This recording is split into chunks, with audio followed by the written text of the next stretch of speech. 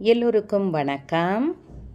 ஆதிரா ஆன்மீகம் யூடியூப் சேனலுக்கு உங்களை அன்போடு வரவேற்கின்றேன்.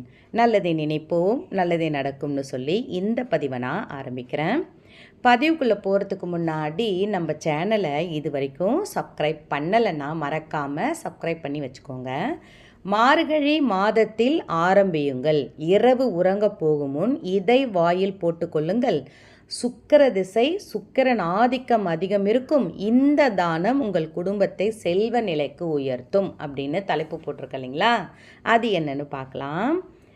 மார்கழி மாதம் அப்படின்னாலே இறைவனுக்கு தெய்வத்துக்குரிய மாதம்.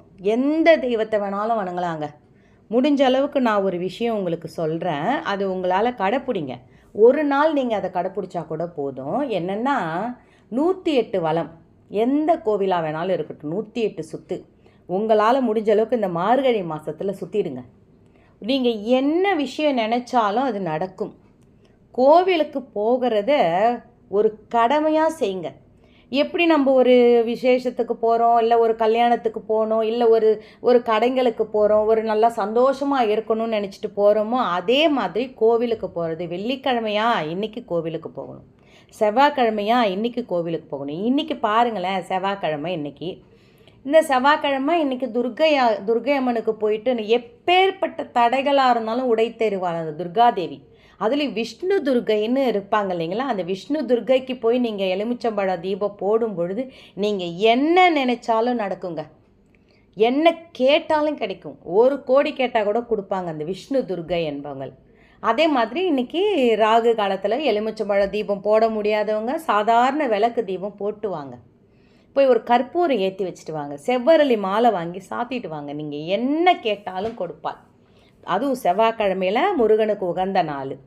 சரிம்மா, இந்த மார்கழி மாதத்தில் ஆரம்பிங்கன்னு வாயில் ஏதோ போட்டுக்கோன்னு சொல்கிறீங்களே, அது என்னம்மா? முக்கியமான விஷயம், சுக்கிர ஆதிக்கம் உங்களுக்கு இருக்க வேண்டும் என்றால், சுக்கிர திசை நம்மளுக்கு அடிக்குது. ஒரு சிலர் சொல்லுவாங்க இல்லைங்களா, இவங்களுக்கு எங்கேருந்து சுக்கிரதசை அடிக்குது, நல்லா பண வளத்தோடு இருந்துக்கிட்டு இருக்காங்க அப்படின்னு பேசுவோம் இல்லைங்களா? அந்த மாதிரி நமக்குள் நாமளே தாங்க நம்மளை ராசியான ஆளாக மாற்றிக்கணும். எப்பவுமே ஒன்று தெரிஞ்சுக்கோங்க. இப்போ நிறைய பேருக்கு பல்லு விளக்கிட்டு தான் தூங்குற பழக்கம் நிறைய பேருக்கு இருக்கும். சாப்பிட்டு முடிச்சுட்டு பல்லு விளக்குற பழக்கம் இருக்கும். அதுக்கு முன்னாடியே கூட இதை நீங்கள் செஞ்சுக்கலாம். ஏன்னா இரவு படுக்க போகும்பொழுது இதை நீங்கள் சாப்பிட்டுட்டு போய் படுத்திங்கன்னா நிச்சயமாக சொல்கிறேங்க, சுக்கிரன் ஆதிக்கம் உங்களுக்கு இருக்க பெறும். நீங்கள் நல்ல செல்வ நிலைக்கு உயருவீங்க. ஃபஸ்ட்டு அது என்னன்னு பார்த்தீங்கன்னா, வாயில் எப்போவுமே நிறைய பேர் இது நீங்கள் பின்பற்றிட்டு இருந்திருப்பீங்க. அப்புறம் நான் வீடியோவில் போட்டோன்னே சொல்லுவீங்க பாருங்கள், கமெண்ட்ஸில் பிள்ளைங்க என்ன சொல்லுவாங்க, இப்போ நான் சொல்கிறத சொல்லுவாங்க. என்னென்னா, சமையல்லாம் முடிஞ்சிருது, எல்லாம் சாப்பிட்றோம், எல்லாம் முடிஞ்சு பாத்திரம்லாம் கழுவி கவுத்துறோம், கிச்சனை தொடச்சி கேஸ் அடுப்புலாம் தொடச்சி க்ளீனாக அழகாக வச்சிடறோம், ஸ்ரீ அக்ஷயான்னு கிச்சனில் எழுதிடுறோம், எல்லாம் முடிச்சிடுறோம். கோலமாவில் எழுதினாலும் ரொம்ப நல்லது. அதெல்லாம் நம்ம செய்கிறோம்.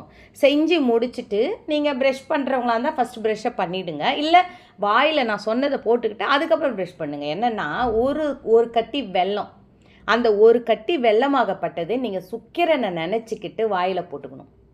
அது நீங்கள் சப்பி பல்லில் படாமல் சப்பி சாப்பிட்டாலும் உங்களுடைய விருப்பம். ஏன்னா அதை நம்ம வாயில் போடும் பொழுது பார்த்திங்கன்னா அந்த வெல்லம் ஆகப்பட்டது நம்மளுடைய உடம்புல இருக்கிற அந்த ஆறாக்கல் இல்லைங்களா, அதெல்லாம் நெகட்டிவாக இருந்தால் கூட அது களையப்படும்.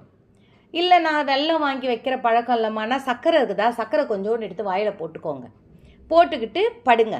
இது நிச்சயமாக நீங்கள் கடைப்பிடிச்சிங்கன்னா, அது கூடவே ஒரு ஏலக்காயும் மென்று ஒரு ஏலக்காயை வாயில் போடுங்க. இது ரொம்ப ரொம்ப நல்லது பழக்கம் உங்களுக்கு. அடுத்தது ஒரே ஒரு கிராம்பு. இதெல்லாம் பார்த்திங்கன்னா நம்மளுடைய சொல்லு வசியமாகிறது, நம்ம பேசுறது பழிக்கிறது.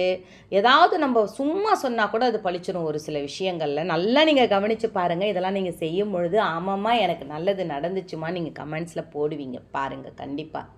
அதே மாதிரி இந்த தானங்கள் நான் போட்டிருக்கேன் இல்லைங்களா, இதெல்லாம் ஒரு எளிமையான தானம் தான் நான் சொல்லுவேன். எப்போவுமே ரொம்ப போய் அந்த வாங்கி கொடு இதை வாங்கி கொடுலாம் நான் சொல்லவே மாட்டேன். உங்கள் வீட்டுக்கிட்ட இருக்கிற ஏழைகள் யாராவது இருந்தாங்கன்னா அமாவாசை அன்னைக்கு உங்களால் முடிஞ்சது ஒரு 11 சாப்பாடு வாங்கிட்டு போய், அமாவாசை தான் கிடையாது, இப்போ இன்றைக்கி இந்த வீடியோ பார்க்குறீங்களா, இன்றைக்கி கூட ஒரு 11 சாப்பாடோ இல்லை ஒரு சாப்பாடுங்க, ஏனுங்க 11க்கு போகிறீங்க, ஒரு சாப்பாடு உங்களால் முடிஞ்சது வாங்கி தானமாக கொடுங்க. அதே மாதிரி கோதுமை வாங்கி ஏழைங்களுக்கு தானமாக கொடுக்கணும். ரொம்ப நல்லது. இந்த கோதுமை தானம் என்பது நம்மளுக்கு நல்ல ஒரு பண அபிவிருத்தி. இதெல்லாம் மார்வாடிகளின் சூட்சமங்களில் இது ஒன்றுங்க. இந்த கோதுமை கொடுக்கறது, இந்த கோதுமை உணவை நீங்கள் கொடுத்து உணவாக கொடுக்கணும், உணவாக கூட கொடுக்கலாம். கோதுமையை ரவை வாங்கி கோதுமை உப்புமா கிண்டி அதை ஒரு பாக்ஸில் போட்டு அடைச்சி யாரோ ஒரு ஏழை எளியவர் அங்கே கண்டிப்பாக நம்ம வீட்டுக்கிட்ட யாராவது இருப்பாங்க, இல்லாமல் இருக்கவே மாட்டாங்க, அவங்களுக்கு அதை கொடுங்க. அது கொடுக்கும் பொழுதே உங்களுடைய நல்ல ஒரு சுக்கிரன் ஆதிக்கம் நம்மளுக்கு பெருக ஆரம்பிக்கும். இந்த மாதிரி விஷயங்கள்லாம் ஏதாவது ஒரு பொருள் நம்ம இந்த அரிசி தானம் கூட கொடுக்கலாம். நம்மளால் முடிஞ்சது இத்தனை கிலோ வாங்கி நான் தரேன், என்னால் முடிஞ்சது இவ்வளோ நான் தரேன்னு சொல்லிட்டு உங்களால் முடிஞ்ச தானங்களை நம்ம செஞ்சுக்கிட்டு இருந்தாலே ரொம்ப நல்லது நடக்கும். அதே மாதிரி சுக்கிரன் ஆதிக்கம் அதிகம் இருக்கணும். ஒரே ஒரு விஷயம் நீங்கள் மேற்கொண்டீங்கன்னா போதும். வெள்ளிக்கிழமை காலையில் வெள்ளை மொச்சக்கடலை இருக்கு இல்லைங்களா, அந்த வெள்ளை மொச்சக்கடலையை நைட்டே ஊற வச்சுருங்க. ஊற வச்சுட்டு காலையில் வேக வைங்க. ஒன்றும் வேண்டாம், வேறு எதுவும் உங்களால் எந்த விஷயம் எதுவும் பண்ண வேண்டாம். நீங்கள் சுக்கிரன் படம் வீட்டில் தாராளமாக இருக்கலாம். அப்படி இல்லைன்னா ஆகர்ஷண பைரவர் படம், இல்லை சிவன் பார்வதி அந்த குடும்பத்தோடு இருக்கிறாங்கன்னா அந்த படம் இருந்தாலும் ஓகே. ஏன்னா எல்லாருமே சுக்கிரன், எல்லாருமே ஈஸ்வரனோட ரூபந்தான். அதனால தான் ஈஸ்வரன் கோயிலில் நவகிரகத்தை வைக்கிறாங்க. இப்போ அந்த சுக்கிரனை நினச்சி நீங்கள் இந்த மொச்சையை பூஜை அறையில் வச்சு கும்பிடுங்க. ஒரு விளக்கு ஏற்றுங்க, 2 விளக்கு ஏற்று, 3 கூட ஏற்றுங்க. ஏன்னா ஒன்றா ஏற்றக்கூடாதுன்னு சொல்லுவாங்க. 3 விளக்கு ஏற்றுங்க. ஏற்றிட்டு இந்த மொச்சையை வச்சு சாமி கும்பிடுங்க. ஏன்னா அந்த ஒரு 10 மொச்சை கூடங்க அவ்வளோ உங்களுக்கு அபிவிருத்தி, சுக்கிரனுடைய அந்த அந்த அதிர்ஷ்டத்தை நம்மளுக்கு உண்டு பண்ணும். திடீர் அதிர்ஷ்டம் எப்படி அடிக்கும், திடீர் ராஜயோகம் எப்படி உண்டாகும். ஒரு தெய்வத்தை நம்ம போய் வணங்கிட்டே வர்றது மூலிமா நான் ஒரு நாள் செஞ்சம்மா எனக்கு நடக்கலாமா அப்படின்னு நினைக்காதீங்க. நம்பிக்கையை கைவிடாதீங்க எப்பவுமே. இன்றைக்கி நான் செய்கிறேன், எனக்கு பிற்காலத்துலையாவது பலன் இருக்கணும் அப்படின்னு சொல்லுவாங்க இல்லைங்களா. இவங்க என்ன முன் ஜென்மத்தில் என்ன புண்ணியம் பண்ணாங்க, என்ன பூஜா பலன் பண்ணாங்கன்னு தெரியலன்னு சொல்லுவாங்க இல்லைங்களா. அவங்க பண்ண பூஜா பலன் தான் இந்த அளவுக்கு இவங்க நிற்கிறாங்க, இந்த அளவுக்கு இவங்களை காப்பாற்றுது அப்படின்னு சொல்லுவாங்க இல்லைங்களா. அந்த மாதிரி நம்ம பண்ணுற பூஜா பலன் நம்ம பிள்ளைங்களை காக்கும்.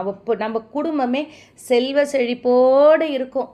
முடிஞ்ச அளவுக்கு வெள்ளிக்கிழமை சுக்கிரன் ஓரையில் காலையில் போனாலும் உங்களுக்கு ஓகே, இல்லை இரவு நேரத்தில் போனாலும் ஓகே, மதியம் போனாலும் ஓகே. 8 to 9 கோயில் திறந்துருக்காது. அதனால் காலையில் 6 to 7 கண்டிப்பாக கோயில் திறந்துருக்கும். எந்த வேலை எப்படினாலும் நம்மளுக்கு சுக்கிரன் ஆதிக்கம் வேணும் அப்படின்றவங்க போங்க. அப்படி இல்லை, இது போக முடியலம்மா, நான் ஒரு நெய் தீபம் ஏற்றி வச்சு நான் மொச்சையை வேக வச்சு நான் சாமி கும்பிடுறோம்னா கும்பிடுங்க. கண்டிப்பாக அந்த சுக்கிரன் ஆதிக்கம் நமக்கு கிடைக்கும்.